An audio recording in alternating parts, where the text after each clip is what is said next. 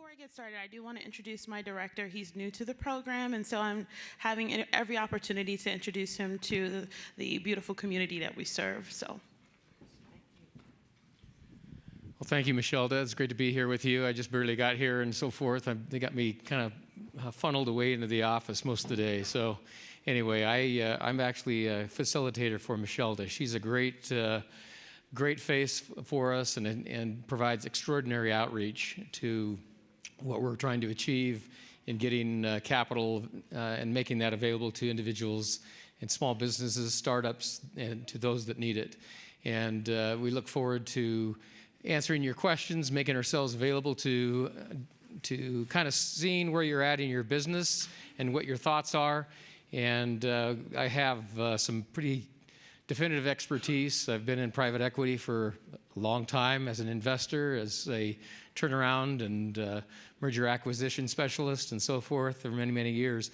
And then just also some other stuff as well, as a banker and all that kind of thing. But anyway, we're again grateful to be able to be here and participate. And if there's anything we can do in your behalf, please let us know.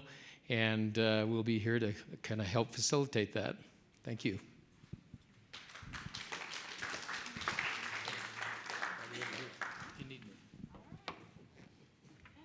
Let's get this thing started. Okay, so that's our pretty little cover. So we're going to talk a little bit about the Governor's Office of Economic Opportunity, and then we'll get into my program specifically. So as GOEO, we have over 20 programs and services that we offer statewide. We have over 100 workers. We've also been increasing telework through the rural areas, also north and south of Utah. We have over 100 years of government experience, and we deploy $140 million in grants and tax incentives and things like that throughout the state. So how we help with funding, which is one of the things that we specialize in. That also includes government contracting. So if you guys are looking to get more information about that, that's with our Apex team, which I'll talk about in a little bit. We offer networking opportunities. We have a GOEO's calendar on our website, and you'll be able to see a lot of public free events that you'll be able to come and network with CEOs, with international trade. We do a lot in the GOEO office. We also help with workforce development, which also is a crucial part to small businesses being able to grow. And we offer new opportunities. What falls under new opportunities is where we can get creative. If there is a service that you provide and you're closing a gap in the community, and it's maybe not a service that everyone knows about, but it's beneficial to the community and also could be beneficial to the state, we're willing to explore those options and can create opportunities where you can get contracted by the state to provide that service. So. A lot of the grants that we offer are year-round. Currently, we still have quite a few grants that are available, especially for rural development, when it comes to development, where it comes to employees. And there's also good tax incentives that fall underneath grants that a lot of people don't know about. If you're doing things in energy or air quality, things of that nature, there are a lot of grants that are available. Government contracting is one that is pretty intimidating. A lot of people don't know that we offer this service completely for free. Our Apex team helps you get registered on SAM.gov. They help you look for proposals. They help you write and draft your first proposal. They walk you through the entire service from start to finish for $0. Government contracting is like a long haul game. You know, it's not something where you get a quick return, but if you are diligent and you spend time on carving out your niche and what you offer, government contracting can be a sustainable source of revenue for your company in the long term. Also, it's not limited to just the state of Utah. When we add you into the bidding system, that allows you to have access to any government contract throughout the nation and even nationally. So we teach you about NICS codes. You guys probably know about NICS codes after you like register your business and you're kind of carving out what service you're going to provide. So with those NICS codes, we put you in that bid match, and then that's what draws those contracts or those proposals to be sent to you. So I love Apex. I didn't know about it until I learned about it, and I used to refer to other resources until I found out this was free. So one thing about Michelda, she like a free coin, okay? So we have the Startup State Initiative that we launched this year. A lot of people were telling our office, well, you're the state, or you're the government. It's your responsibility to help us.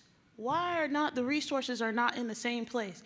We got to go here to find out about grants. We got to go here to find out about this. We have to go over there to find out about that. Why don't we have a centralized resource that from start to finish, how do I start a business? What resources are available? What's the next step? Startup State Initiative, that's the resource. Right now, we have compiled all of those resources to one central location. So if you're thinking about starting a business, it takes you through the dream stage. Let's think about what I want to do. This is how you do research and discovery. This is a resource that does it for free, and it takes you step by step. One of the things that we're most proud about this is that we did a partnership with Northwestern Mutual. It helps you with your personal finances as a small business owner, as an entrepreneur. That is extremely important, because if you don't know what's going on with your personal, you're not going to know what's going on with your business. And it would be really challenging for you to qualify for business funding or even investment if you don't know where you are personal finance-wise. Also, a lot of entrepreneurs and small businesses don't think about creating retirement. Oftentimes you're in that rat race, now you're the employer. So you have to provide yourself with life insurance, with a 401k, with long-term planning, with short-term disability, with medical insurance. We're super proud of that relationship that we have with Northwestern Mutual that really helped iron that out. It's a great resource. I love the Startup State Initiative.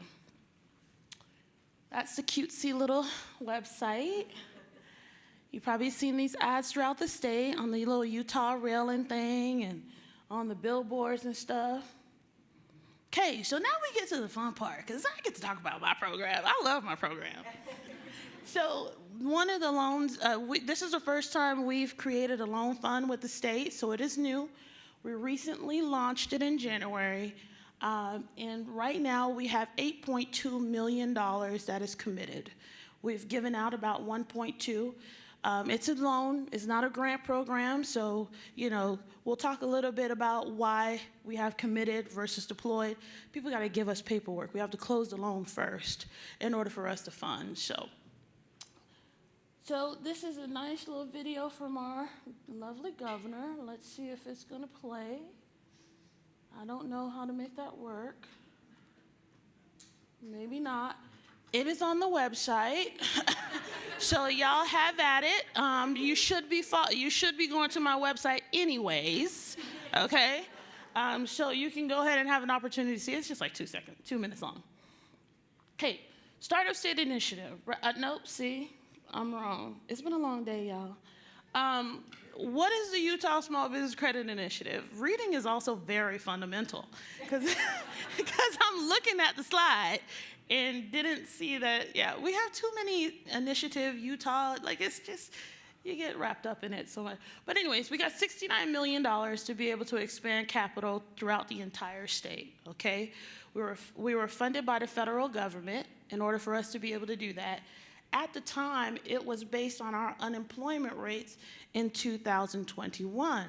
Even though COVID was happening, apparently Utah is really good with keeping people employed. So we only got a little bit of money compared to some other states where their unemployment rate was a little higher.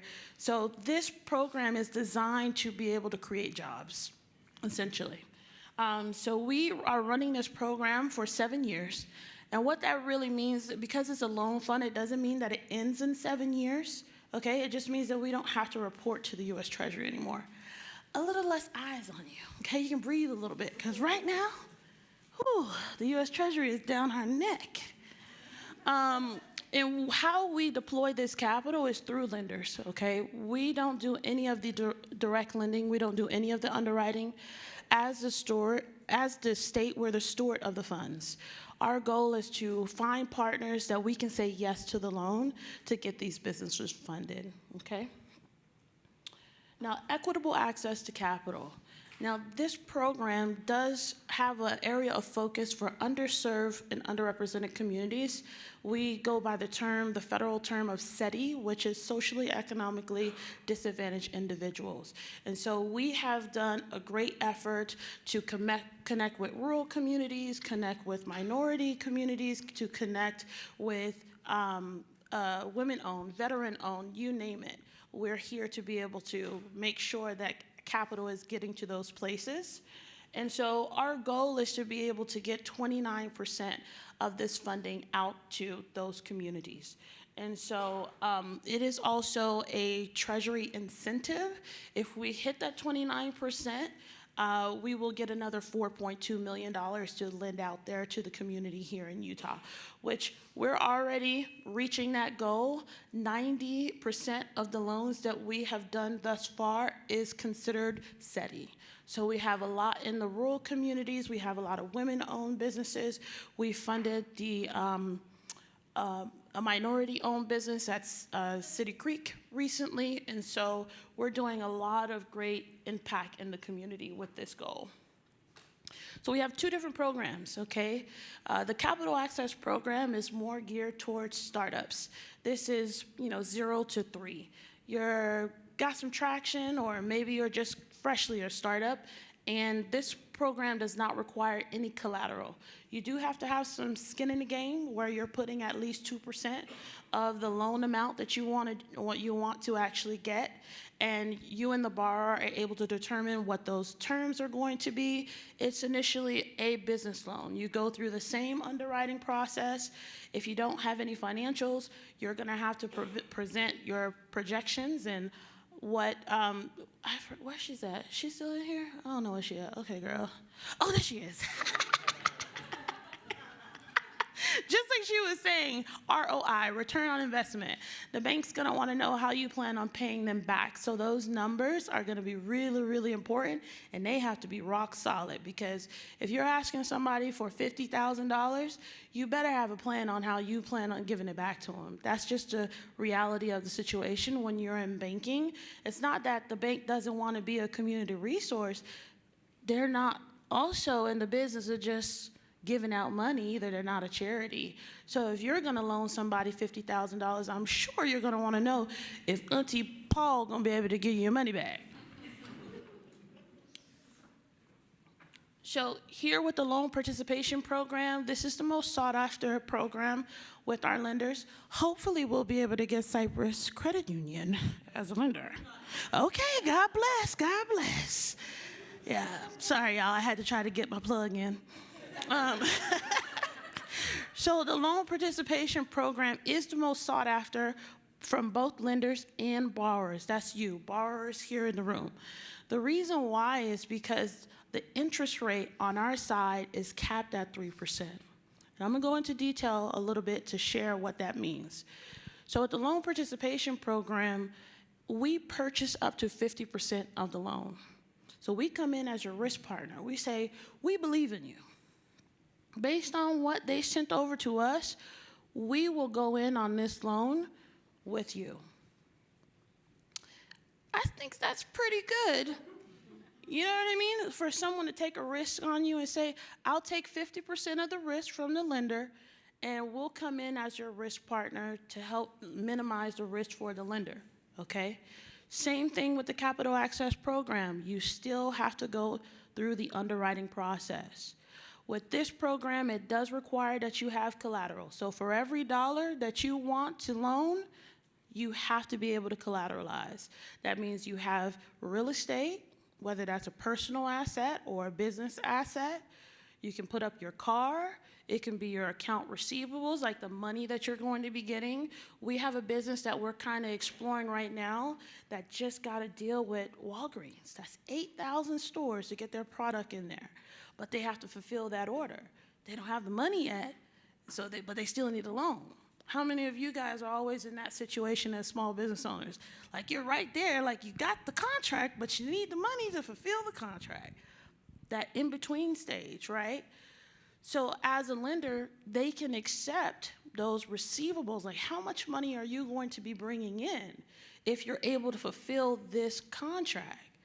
That's considered account receivables, the money you're going to receive that's coming into the business. They can utilize that as collateral. There are other things that the lender can decide with you on what they will accept as collateral, but that's completely between you and the lender.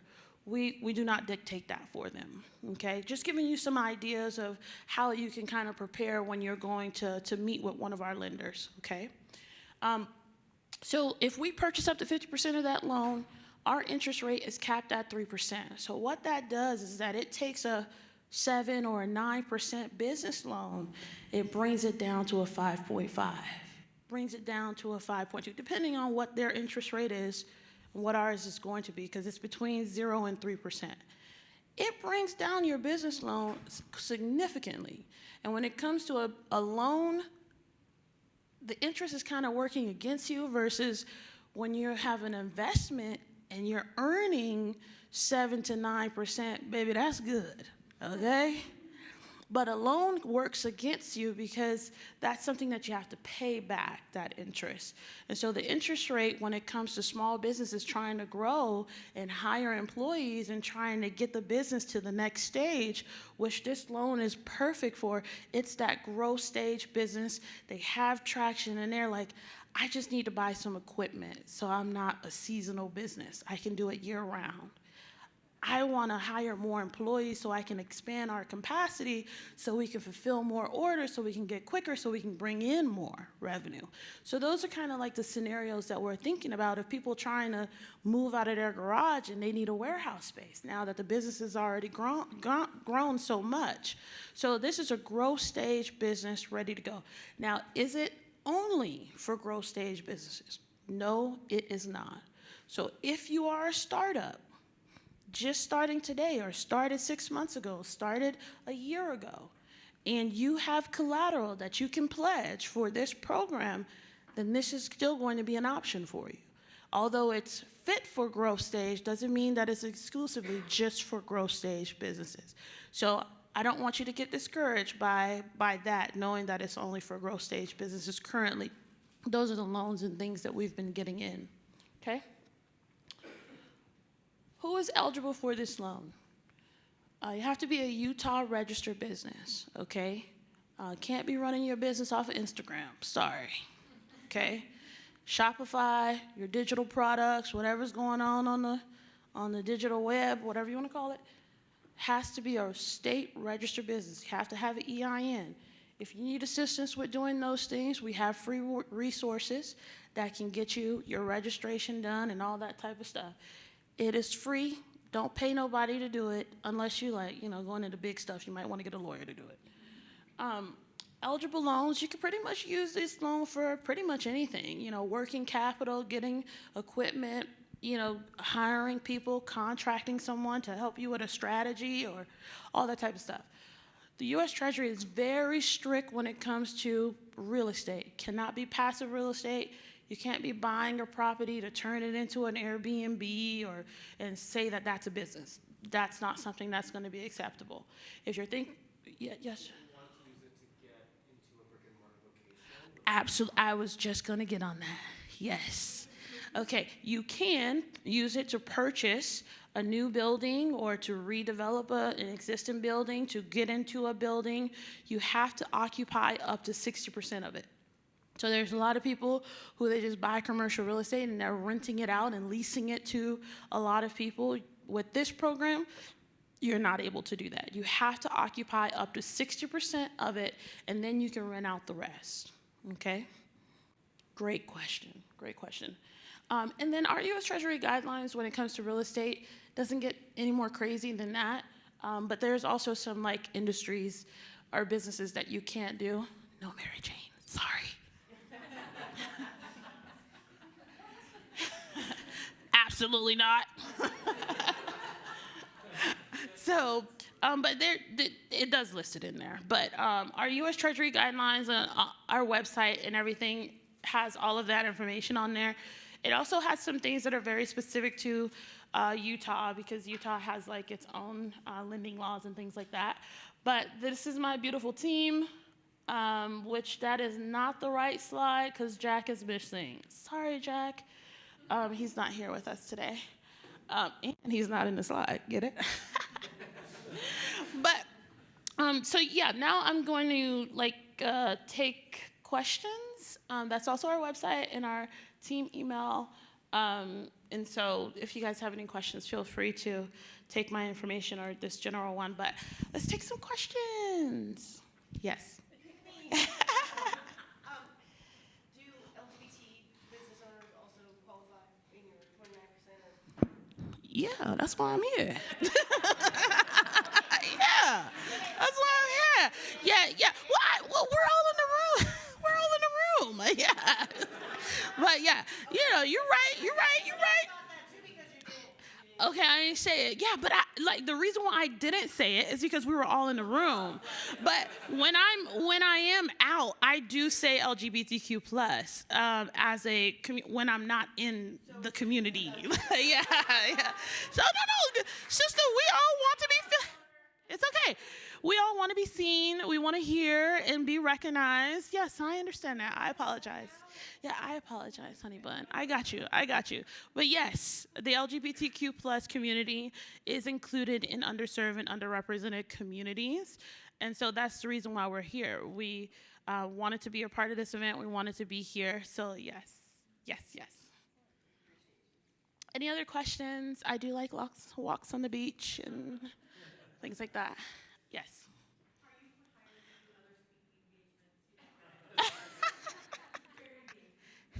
Paul, am I? My director's here. Y'all trying to get me in trouble. Yeah, well, if it is, I got PTO hours too, so. But yes, I'm available for anyone to, hire me. Yep. I got cards in the back. Yeah. I got cards in the back.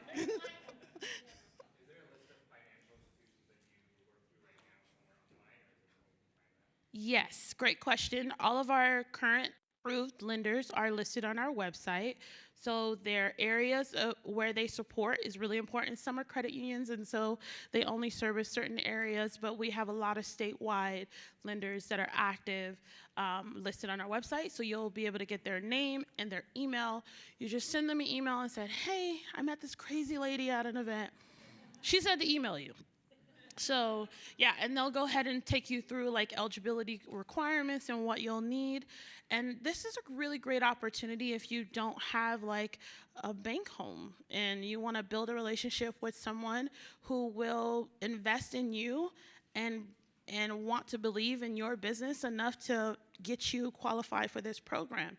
Also, there might be some services that they offer that you didn't know you needed for your area of service or industry. So it's also another opportunity to build a relationship with a local bank, which I think is always really, really important. Yes, Beth? Is it Beth? Oh, sorry, I saw your hand go up, girl. Okay, all right. Is that America First? No, we got to talk. No. We need to talk. Yeah. So I'm going to try to recruit them while I'm here, too. Any other questions? Okay. Well, how much time do I have? Because I have some questions. You have 7 minutes. 7 minutes. All right. So one of the things that we always like to do is get feedback. You guys are entrepreneurs that are in an underserved and underrepresented community. What has been some of your challenges when it comes to access to capital? Is it just knowledge? Is it access to a resource? Is it access to people? Anyone, share. Easier understanding of access. I mean, you listed, the grants that are available. I found a couple of times I'm just like, I don't have all day. And I walked away and not really dug into some of those grants. So I don't know if it was maybe you're a startup within the first year, or you're a startup and you are LGBTQ, or you're women owned. Because I started going through it, there was just too much. And my head Okay. started swimming. Okay. That's great feedback. Thank you. So we can give some examples of industries or specific qualifications that, okay, got it. That's good. That's good. That's good. Like ideal industries or something like that. Yes. So I'm moving as a retired person into 501c3. Oh, Lord. Things like that.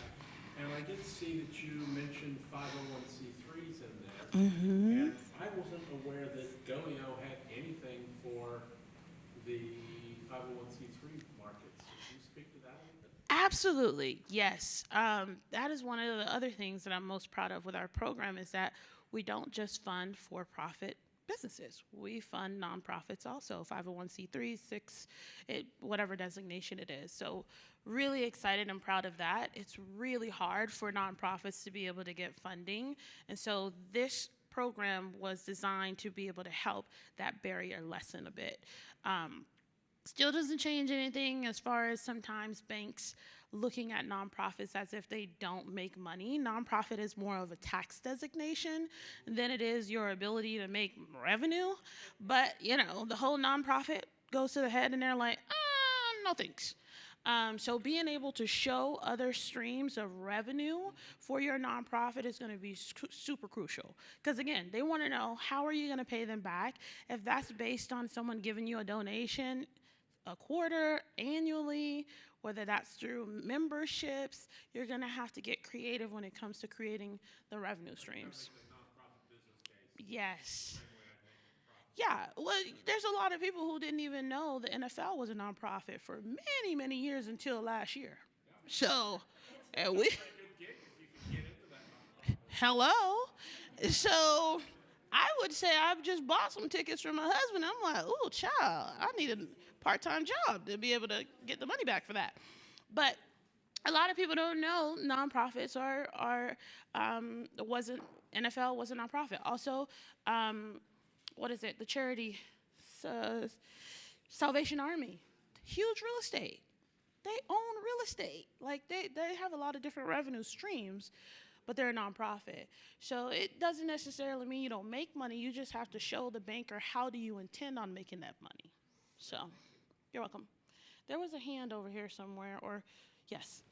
I think personally, the thing that's been the most paralyzing as an entrepreneur is knowing how to leverage my own collateral. Mm-hmm. Because there's always a lot of anxiety around do I leverage my personal assets? How do I leverage them?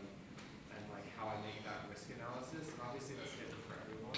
Yes. But having resources that maybe are this is maybe what other people have done, or this is a wiser risk versus maybe take this risk later. Yeah.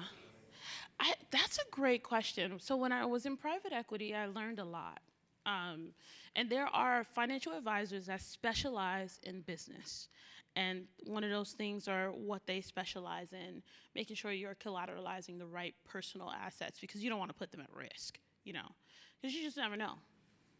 It's sometimes really hard to make that decision when you have a business that you have a model, you've got the concept, you've got everything that you feel is going to be a home run.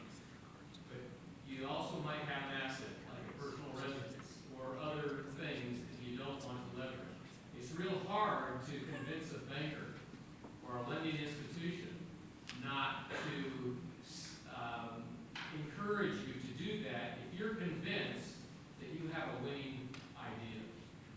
That's how most of it all starts, is individuals take the risk and put their personal assets on the line because they're convinced that they are going to win on this deal. That's a two-way story. The good news is you're convinced you're going to win. The bad news is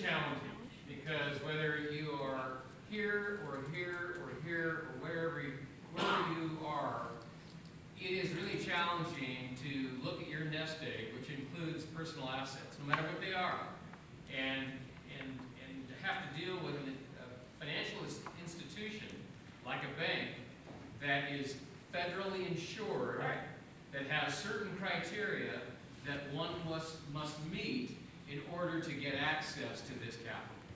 That is the challenge. It's the challenge yesterday, it's the challenge today, and it's going to be the challenge tomorrow, because it's all about collateralizing and protecting the lender and protecting that federally insured financial institution that has all the taxpayers' money tied up in it. You're trying to get access. They're looking for what you can put in to minimize that risk.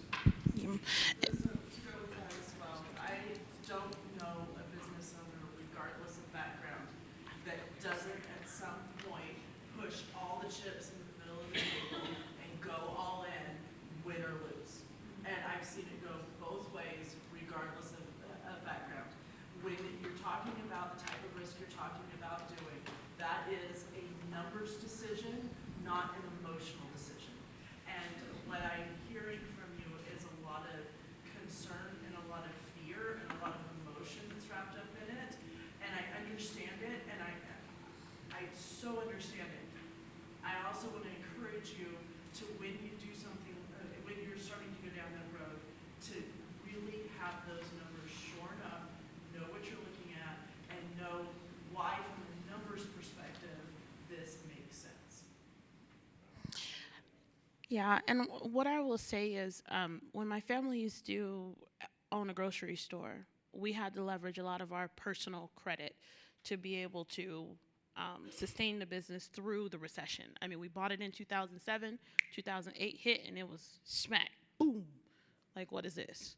And so I had good credit at the time. My brother, I mean, we leveraged 4 people's credit to be able to get us over the hump, right? Because they wouldn't give us any business credit, but they would give us lines of credit or personal loans or whatever the case may be, and we did that. We had numbers to support that, though. And what she's saying is absolutely right. And also, another challenge is financial literacy in underserved communities. We just don't have access to it as much as we should. And so, like I was saying, at a private equity firm, there are people who are financial advisors who specialize in business. But do you have $250,000 to put down for them to take you on as a client? You often don't have access to that information of knowing, oh, well, you can pull out a HELOC, or you can pull out a HELOC and take that money and put it in a safe deposit box, and you can use that as collateral. Like, those little tricks and things like that, that's just not something that you're going to know unless you have access to be able to get into the rooms where they're having those conversations. So I understand your frustration and your ability to be able to say, I don't really know how to even learn how to get to the room, because sometimes there is some barriers and challenges to be able to get there. But what she's saying is, that's why I said our program is a great opportunity for you to be able to start building a relationship with a bank. Those small business bankers, they have their heart into small business here in Utah. Sometimes you may not be ready for a loan, or you may not be ready for what you think. They're going to have that hard conversation with you and say, hey, your numbers don't meet what we need it to be, but let me work with you for the next 6 months, and I can get you closer to where you're trying to go. Numbers are really, really important. When it comes to you trying to run your business, you don't want to sacrifice and leverage your personal finances, because when it's actually time for you to get money, you would have exhausted your personal. Your credit is going to be too low, your debt to income ratio is going to be too high, and then when you actually need that money, you're not going to be able to get it. And so grow your business in the capacity that you can afford to grow it. That's just the reality of the situation. Don't try to grow too fast. Don't try to grow too slow. Find a moderate pace that works for you and your business. Don't matter how many people are telling you, oh, this is great, go do it, I'm going to support you. Those bills come every 30 days. And sometimes that fanning that happens from your family and friends and social media, baby, they don't come with a check. It don't come with a check. And I'm telling you this through personal experience. And also a lot of my business clients when I was at Wells Fargo. It was heartbreaking seeing what I saw with the PPP and people running their business out of their personal accounts and could not qualify because they didn't have a business account. They've been running it for 10 years, great cash flow, and they need to hold on to their employees. They had to close their doors. It was heartbreaking. Grow in the pace that makes sense for you. And with that, in Jesus' name.